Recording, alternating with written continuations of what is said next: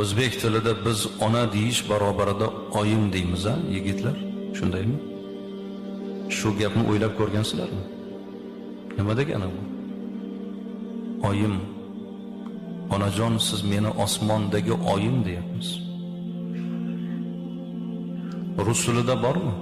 Onasiga oy so'zi bilan murojaat qilish. Arab tilida yo'q.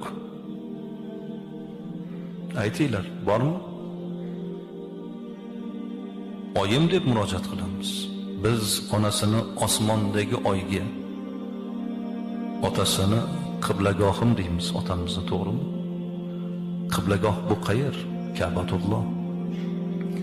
Otamizni Ka'baga, onamizni osmondagi oyga qiyos qilib ulug'lagan haqmizki, Alloh bizga barakot berdi.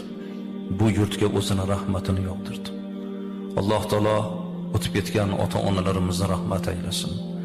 Hayot bo'lib turgan ota-onalarimizga Alloh ziyoda umr bersin.